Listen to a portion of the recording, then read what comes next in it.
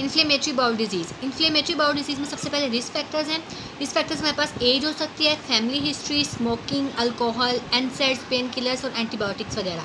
Normal flora disturb होने की वजह से या फिर जंक फूड जो हम यूज़ करते हैं। पैथोजेनेसिस है हमारे पास। पैथोजेनेसिस में हमारे पास 4 चीज़ें आती हैं। एक जेनेटिक्स, एक हमारे पास म्यूकोजल इम्यून रिस्पॉन्स अगर इंक्रीज हो गया है, तीसरा हमारे पास अगर एपिथेलियल डिफेक्ट्स आ गए हैं, और चौथा हमारे पास माइक्रोबायोटा भी डायरेक्टली इन्वॉल्व हो सकता है। जेनेटिक्स में फर्दर हमारे पास फैमिली हिस्ट्री भी हो सकती है और जीन में म्यूटेशंस भी हो सकती हैं। हम 3 जीन्स देखेंगे। NOD 2 genes which consist nucleotide oligomerization binding domain, ठीक है, और ये जो है हमारे पास एक्टिवेट कर देती है NF बीटा पाथवे को एक्टिवेट कर देती है ये gene by binding the bacterial peptidoglycans. Second gene is ATG16L1। Third is IRGM IRGM. ATG16L1 stands for autophagy related 16 like gene. IRGM stands for immunity related GTPase M। Genetics हो गया। उसके बाद दूसरा हमारे पास आ जाता है mucosal immune responses. Mucosal immune responses में हमारे पास क्या होता है कि बैरियर डिफेक्ट्स आते हैं। बेसिकली एपिथेलियल बैरियर जो है ना वो अफेक्ट हो जाता है, और जब वो उसमें डिफेक्ट्स आ जाएंगे बैरियर में, परमेबिलिटी ज़्यादा हो जाएगी और बैक्टीरियल कंपोनेंट्स जो है वो सेल में एंटर होना शुरू हो जाएंगे। बैक्टीरियल कंपोनेंट्स एंटीजन के तौर पे काम करेंगे और डेंड्राइटिक सेल्स को एक्टिवेट कर देंगे। फिर डेंड्राइटिक सेल्स फर्दर हमारे पास 2 काम करवा सकता है, या तो ये CD4 पॉजिटिव टी सेल्स को एक्टिवेट करेगा, या फिर ये हमारे पास इंटरल्यूकिन 23 को भी एक्टिवेट करवा सकता है। फिर CD4 टी सेल्स फर्दर हमारे पास helper T cell 1, helper T cell 2 और हेल्पर टी सेल 17 को एक्टिवेट करवाएंगे। हेल्पर टी सेल 1 हमारे पास 2 तरह के साइटोकाइन्स रिलीज़ करवा सकता है, इंटरफेरोन गैमा और TNF, और हेल्पर टी सेल 2 हमारे पास रिलीज़ करवाएगा इंटरल्यूकिन 13, और helper T cell 17 interleukin 17 release करवाएगा। देन फर्दर हमारे पास इंटरफेरोन गैमा का काम हमें पता है कि उसने मैक्रोफेजेस को रिक्रूट करवाना है, इंटरल्यूकिन 17 ने न्यूट्रोफिल्स को रिक्रूट करवाना है, और TNF और इंटरल्यूकिन 13 दोनों का काम होता है कि उसने परमिएबिलिटी इंक्रीज़ करवा देनी होती है। मेम्ब्रेन के ऊपर ये जाकर दोनों एक्ट करते हैं और बैक्टीरियल इन्फ्लक्स को इंक्रीज़ कर देते हैं। और जो इंटरल्यूकिन 23 एक्टिवेट हुआ था उसने भी हेल्पर टी सेल 17 को एक्टिवेट करना है, इंटरल्यूकिन 17 रिलीज़ होगा और न्यूट्रोफिल्स को रिक्रूट करवा देगा। और फर्दर हमारे पास म्यूकोजल डिफेक्ट्स में या बैरियर डिफेक्ट्स हो सकते हैं, या फिर प्रो इन्फ्लेमेटरी साइटोकाइन्स भी रिलीज हो सकते हैं जो कि होते हैं इंटरल्यूकिन 10 और TGF बीटा। थर्ड पॉइंट है हमारे पास पैथोजेनेसिस में एपिथेलियल डिफेक्ट्स। एपिथेलियल डिफेक्ट्स में क्या होगा, 2-3 चीज़ें हो सकती हैं। पहला तो ये कि epithelial tight junction barrier effect हो जाएगा, ये होता है हमारे पास नोड 2 पोलीमराइजेशन की वजह से, और क्रोन्स डिजीज़ में होता है। ये बात याद रखनी है कि नोड 2 जीन जो है वो क्रोन्स डिजीज़ में है। दूसरा हमारे पास है ECM1 polymorphism. ECM stands for extracellular matrix protein 1 polymorphism, जो कि मेटालोप्रोटीनेज को इनहिबिट कर देता है, ठीक है, और ये एक्शन हो रहा होता है अल्सरेटिव कोलाइटिस में। फिर थर्ड जीन है हमारे पास HNF-A पॉलीमॉर्फिज्म, जो कि ट्रांसक्रिप्शन फैक्टर का एक जीन है, और ये अल्सरेटिव कोलाइटिस में होता है। ये जीन्स जो हमारे पास ये पूछ लेते होते हैं। फिर चौथा पॉइंट हमारे पास आ जाता है माइक्रोबायोटा का। माइक्रोबायोटा में भी हमारे पास नोड 2 लिंकेज की वजह से हो रही होती है और क्रोन्स डिजीज़ में हो रही होती है। इसके अलावा हमारे पास क्रोन्स डिजीज़ में एंटी फ्लैजिलिन एंटीबॉडीज़ भी हो सकती हैं। Then we will see the difference between Crohn's disease and ulcerative colitis. सबसे पहले हमारे पास है site of origin. Site of origin जो है क्रोन्स डिजीज़ का टर्मिनल आइलियम है और अल्सरेटिव कोलाइटिस का रेक्टम है। और एरिया कौन कौन से इन्वॉल्व हो सकते हैं, क्रोन्स डिजीज़ में पूरा GIT इन्वॉल्व होगा, टर्मिनल आइलियम, इलियोसिकल वेल्व और सीकम जो है वो मोस्टली अफेक्टेड होते हैं, और अल्सरेटिव कोलाइटिस में कोलोन और रेक्टम मोस्टली अफेक्टेड होते हैं। फिर हमारे पास प्रोग्रेशन का पैटर्न हम बता देते हैं कि इसमें क्रोन्स डिजीज़ में हमारे पास स्किप लीजन्स होती हैं, इरेगुलर लीजन्स। इसकी डायग्राम भी दिखाती हूँ मैं। उसके बाद अल्सरेटिव कोलाइटिस में हमारे पास डिफ्यूज़ या आप कह लो कि कॉन्टीन्यूस जो है आपके पास एक पैटर्न में जो है लीजन्स हो रही होती हैं। ग्रोस अगर हम देखें तो ग्रोस में हमारे पास क्रोन्स डिजीज़ में स्ट्रक्चर्स बनते हैं, ठीक है, ऑब्स्ट्रक्शन होगी, लेकिन अल्सरेटिव में रेयर है। फिर वॉल अपीयरेंस जो है वो थिक हो जाती है हमारे पास क्रोन्स में, और अल्सरेटिव में हमारे पास थिन होती है। फिर हम देखते हैं इसकी डायग्राम। स्किप लीजन्स में ये देखें कहीं कहीं पे हमें लीजन्स नज़र आ रही हैं, ये रेड कलर में जो मार्क्ड है। और कॉन्टीन्यूस लीजन्स में अल्सरेटिव कोलाइटिस में कॉन्टीन्यूसली रेक्टम से स्टार्ट होकर ऊपर की तरफ हमारे पास लीजन्स जा रही होती हैं, रेक्टम से कोलोन की तरफ।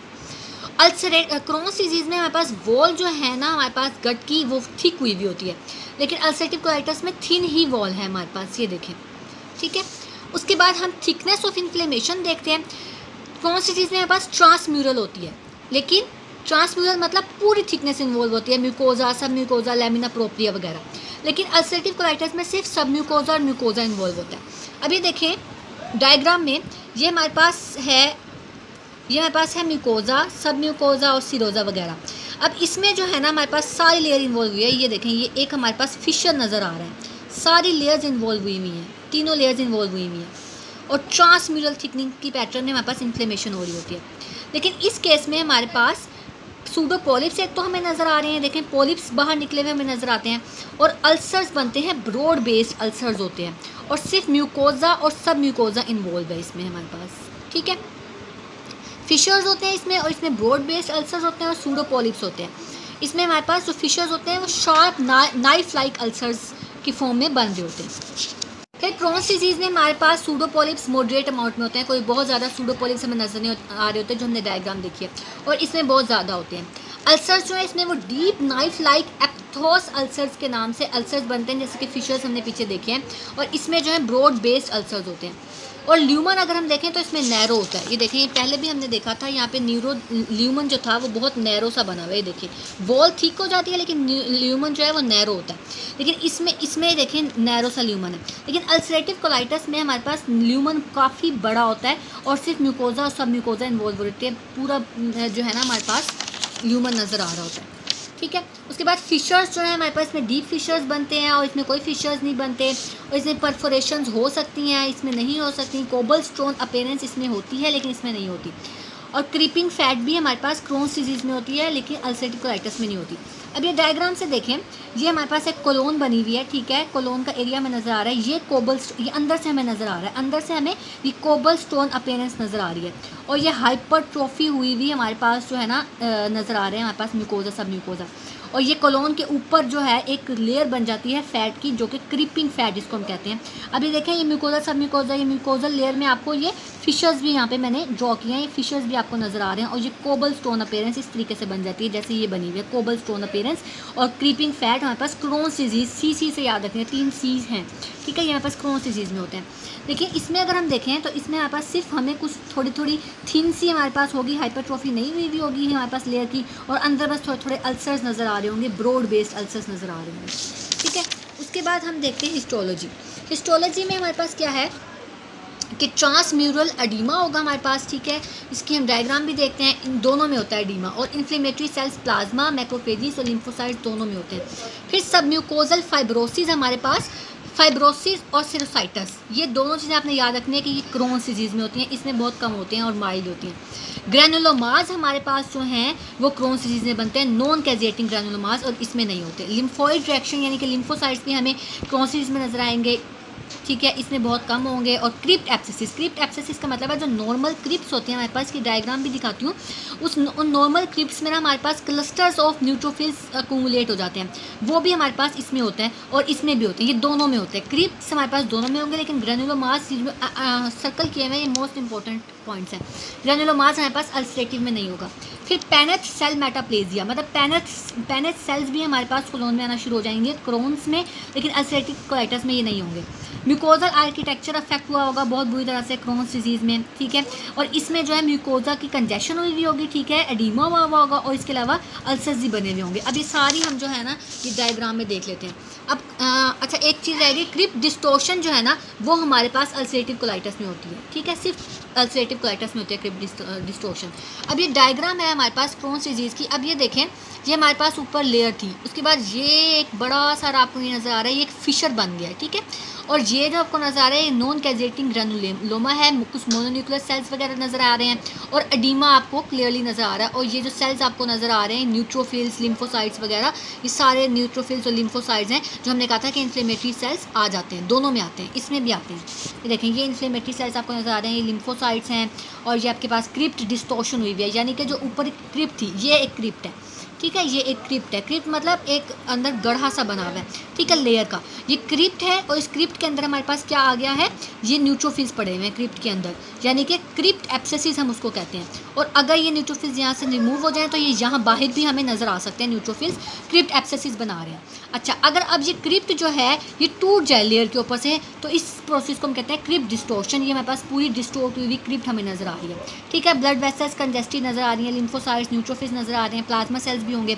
और ये देखें, ये एक जो मैंने आपको बताने की बात कि सुपरफिशियल म्यूकोजल अल्सरेशन हुई है, म्यूकोजा जो है वो सुपरफिशियली अल्सरेट हो गया क्योंकि अल्सरेटिव कोलाइटिस था, ठीक है। अब ये आपको यहाँ से याद रहेगा। क्लिनिकल फीचर्स हैं, क्लिनिकल फीचर्स में हमारे पास फिस्टुलाज आपको पता है, मैंने दिखाए भी हैं आपको, क्रोन्स डिजीज में नजर आते हैं, अल्सरेटिव में नहीं आते। फैट माल एब्जॉर्प्शन भी क्रोन्स में हो रही होती है, इसमें नहीं हो रही होती। और मैलिग्नेंट पोटेंशियल जो है, ये बात याद रखनी है कि इसमें होती है अल्सरेटिव कोलाइटिस में अल्सर्स की वजह से, ठीक है। लेकिन इसमें जो है ना, सिर्फ अगर कोलोन इन्वॉल्व होगी तब होगी, यानी कि क्रोन्स में आपको बताया कि इलियम भी इन्वॉल्व होती है। उस कंडीशन में आपके पास मैलिग्नेंसी की पोटेंशियल इतनी नहीं है, लेकिन कोलोन की कंडीशन में है, ठीक है। रिकरेंस जो है वो इसमें बहुत कॉमन होती है, बहुत ज़्यादा कॉमन, सी से याद रख लो, कॉमन है क्रोन्स डिजीज़। और टॉक्सिक मेगाकोलोन, ये बहुत इंपॉर्टेंट पॉइंट है, ये सिर्फ और सिर्फ आपके पास अल्सरेटिव कोलाइटिस में एक टॉक्सिक मेगाकोलोन और एक आपको क्रिप्ट डिस्टोर्शन जो पीछे मैंने बताया, ठीक है। उसके बाद आपके पास है कुछ extra intestinal manifestation, migratory polyarthritis हो सकता है, आइज इफेक्ट हो सकते हैं, यूवियाइटिस, एनकाइलोजिंग स्पॉन्डिलाइटिस हो सकता है, कुछ स्किन लेयर्स हो सकती हैं, एडमा नोड्यूजम या पायोडर्मा गैंग्रोनोसम, ठीक है। और लीवर भी अफेक्ट हो सकता है आपका, इसमें आपके पास पेरी कोलेंजाइटिस और प्राइमरी स्क्लेरोसिस कोलेंजाइटिस वगैरह हो सकते हैं।